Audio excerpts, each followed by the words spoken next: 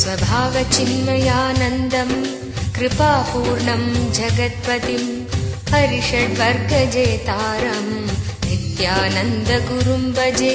स्वभावचिन्मयानन्दं कृपापूर्णं जगत्पतिं हरिषड्वर्गजेतारं नित्यानन्दगुरुं भजे। முதல் சூத்திரம். ஸ்ரீ பைரவ உவாச. ஊர்த்வே பிராணோ யதோ ஜீவோ விசர்காத்மா பரோச்சரேத் உத்பத்தித் விதயஸ்தானே பரணாத் பரிதா ஸ்திதிஹி. பராசக்தியானவள், பிரபஞ்ச சக்தி, பரம், இடைவிடாது தன்னை நோக்கி பிராணசக்தி ரூபத்தில் மேல் நோக்கி எழும்பும் பிராணசக்தியாகவும் கீழ்நோக்கி செல்லும் பிராணசக்தியாகவும் எப்பொழுதும் வெளிப்படுகின்றது. இவ்விரண்டும் உற்பத்தியாகும் இடத்தில் உணர்வை ஒன்றாக்கினோமானால் அந்த பரத்தை, பூரணத்துவத்தை நாம் அடைகின்றோம். இதுதான் இந்த மொழிபெயர்ப்போட சாரம். ஒரு பெரிய முக்கியமாக நம்ம தெரிஞ்சுக்க வேண்டிய விஷயம், சம்ஸ்கிருதம் மொழிபெயர்க்க இயலவே இயலாத மொழி. அதை மொழிபெயர்ப்பு என்பது சாத்தியமே இல்லாதது.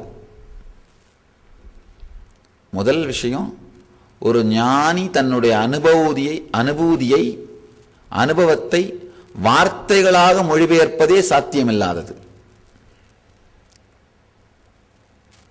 அது நடந்திருக்கிறது. ஈஸ்வரன் தன்னுடைய அனுபூதியை, ஞான நிலையை வார்த்தைகளாக மொழிபெயர்த்திருக்கிறார். அந்த மொழிபெயர்ப்பு அது சம்ஸ்கிருதத்தில் வந்திருக்கு. அதை இன்னொரு மொழியில் மொழிபெயர்ப்பது என்பது சாத்தியமே இல்லாதது. ஆனால் நாம் அதுக்கான முயற்சியை செஞ்சுக்கிட்டு இருக்கிறோம். அதனால தான் மொழிபெயர்ப்பு நேரடியாக அதனுடைய சத்தியத்தை நம்மால் புரிந்து கொள்ளுகின்ற அளவுக்கு சொல்ல இயலாது. அதனால் சூத்திரத்திற்குள் நுழைவோம், அதன் சத்தியம் நம் உணர்விற்குள் மலரும். இந்த சூத்திரத்தோட சாரம் என்னன்னா, பிரபஞ்ச சக்தி இடைவிடாமல் தொடர்ந்து ஒவ்வொரு சுவாசத்தின் இடையிலேயும் தன்னை வெளிப்படுத்துகிறது.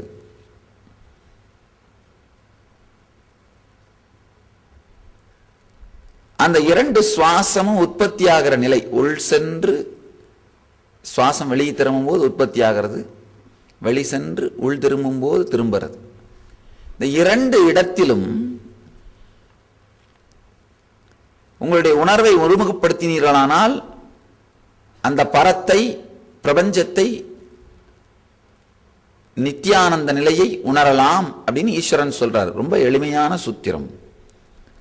இவ்வளோ எளிமையா அப்படின்னு நமக்கு தோணலாம். உண்மை எளிமை, ரொம்ப எளிமையானது. உண்மையில் பார்த்தா ரொம்ப எளிமையாக தெரிகிற விஷயங்கள் தான் வாழ்க்கையில் கடினமானது. ஏன்னா செய்கிறது கஷ்டம். பலதரம் சாமி பார்த்துருக்கேன், செய்வதற்கு முன்பு எளிது கடினம்னு ரெண்டு முடிவு பண்ணாலுமே செய்ய மாட்டார்கள். சில பேர் வந்து சொல்றது ரொம்ப கஷ்டமான தியானம், இது பண்ணவே முடியாது சாமி, பண்ண மாட்டார்கள். செய்யறதுக்கு முன்னாடியே கடினம்னு முடிவு பண்ணிடுவார்கள். சில பேர் இது ரொம்ப எளிமையா இருக்கு சாமி அப்படின்னு முடிவு பண்ணுவார்கள்னா செய்ய மாட்டார்கள். ரொம்ப எளிதுன்னு முடிவு பண்ணாலும் செய்ய முடியாமல் போகும். ஏன்னா ரொம்ப எளிதுன்னு முடிவு பண்ணும்பொழுது நம்ம அகங்காரத்துக்கு ஒரு திருப்தி வர்றதில்லை. பல நேரம் சாமி பார்த்துருக்கேன், 8 மைல் நடந்து திருவண்ணாமலையை சுத்த சொன்னால் சுற்றிடுவார்கள். ஆனால் 5 நிமிஷம் உட்காந்து அமைதியாக உணர்வை, நான் யாருன்னு கவனிங்கன்னு சொன்னால் கவனிக்க முடியாது. கேட்கும் பொழுது அது ரொம்ப எளிமையாக தோணும், செய்யும் பொழுது அகங்காரத்துக்கு ஒரு திருப்தி இல்லாத தன்மையை கொடுப்பதனால செய்யறதில்லை. இது மனித மனத்தினுடைய இயல்பு, மனித குணத்தினுடைய இயல்பு. எளிதுன்னு முடிவு பண்றதும் தவறு, கடினம்னு முடிவு பண்றதும் தவறு. இது எளிதும் அல்ல, கடினமும் அல்ல.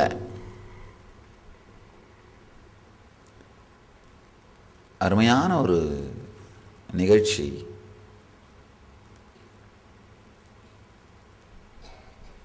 நந்தனார்னு ஒரு பெரிய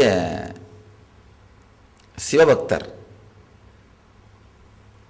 அவருடைய சரிதத்தில் ஒரு அருமையான பாடல் உண்டு. ஐயே மெத்தக்கடினம் உமக்கடிமை ஐயே மெத்தக்கடினம்னு சிவபக்தி கடினமானதுன்னு ஒரு பாடல் உண்டு. அதை யாரோ ஒருத்தர் ரமண மகர்ஷி முன்னாடி பாடுறார்கள். பகவான் திருப்பி பாடுறாரு, அதுக்கு இல்ல ஐயே அதிசுலபம் ஆன்ம வித்தை ஐயே அதிசுலபம்னு அருமையான ஒரு வரியில சொல்றாரு.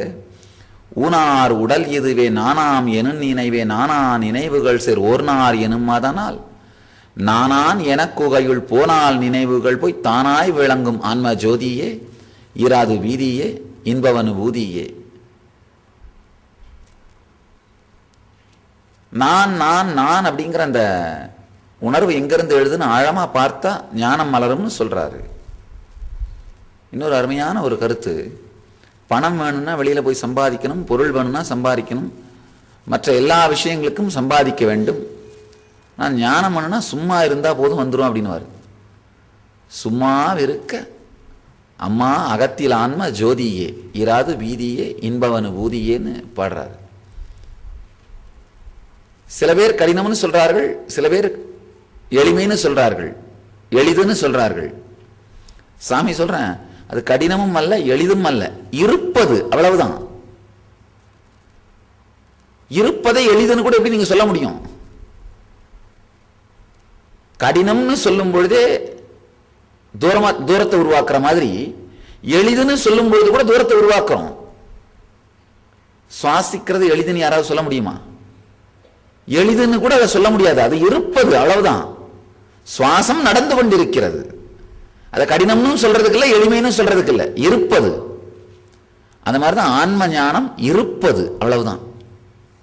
கடினம்னு முடிவு பண்ணாதீர்கள், எளிதுன்னு முடிவு பண்ணாதீர்கள், இருப்பது. நாம் நினைக்கலாம், எப்படி வெறுமனே சுவாசத்தை கவனிப்பதன் மூலமாக ஞானம் அடைந்து விட முடியும்? ரொம்ப எளிமையா ஈஸ்வரன் நேரடியா சொல்றாரு. எங்கே சுவாசத்தின் உற்பத்தி நடக்கின்றதோ உள் செல்லும் சுவாசம் திரும்புகிற இடம், வெளி செல்லும் சுவாசம் திரும்புகிற இடம். உள்ள போற சுவாசம் வெளியே நோக்கி திரும்புகிற இடம், வெளியே வர்ற சுவாசம் உள்ள நோக்கி திரும்புகிற இடம். இதுல உணர்வை வைத்தால், இதுல உணர்வை ஒருமுகப்படுத்தினால் ஞானம் அடைந்து விடுவோம்னு சொல்றாரு. ரொம்ப எளிமையா. ஆஹா, இது முடியாமலா இத்தனை பேர் வாழ்க்கையே இதுக்காக செலவு பண்ணிட்டு இருக்கார்கள், ஞானத்துக்காக. ரொம்ப எளிமையான ஒரு நுட்பத்தை போல தெரியும். உண்மையிலே இது கடினமும் அல்ல எளிமையும் அல்ல, இருப்பது. ஆழமா நம்ம புரிஞ்சுக்க வேண்டிய விஷயம் என்னன்னா, அந்த சுவாசத்துக்கு நடுவுல மனதை ஒன்றாக்குவதே, உணர்வை ஒன்றாக்குவதே எப்ப நடக்கும்னா, பார்க்கின்ற இந்த உலகத்தை விட பார்க்கின்ற அந்த உணர்வின் மீது உங்கள் உணர்வு திரும்பினாத்தான் இந்த தியானமே உங்களுக்குள் நடக்க முடியும். இந்த தியானம் உங்களுக்குள்ள நடக்கிறதுக்கு முன்னாடி, இந்த நுட்பத்தை நீங்க செய்யறதுக்கு முன்னாடி உங்களுடைய உணர்விலே ஒரு மிகப்பெரிய மாற்றம் வந்திருக்க வேண்டும். சைக்கலாஜிக்கல் ரெவல்யூஷன் சொல்லுவோம், கான்சியஸ் ஷிஃப்ட். சாமி அதை காக்னிட்டிவ் ஷிஃப்ட்னு சொல்றேன். செய்திகளை உள்வாங்கி அதை ஜீரணித்து எதிர்ச்செயல்களாக வெளியிடுகின்ற உங்களுடைய மனம் தன்னுடைய ஆசை, அச்சம் இவைகளையெல்லாம் தாண்டி ஒரு உணர்வு மாற்றத்திற்குள் சென்றாக வேண்டும். அந்த காக்னிட்டிவ் ஷிஃப்ட் நடந்தாதான், சைக்கலாஜிக்கல் ரெவல்யூஷன் நடந்தாதான் இந்த தியான நுட்பத்தையே நம்மால கடைபிடிக்க முடியும்.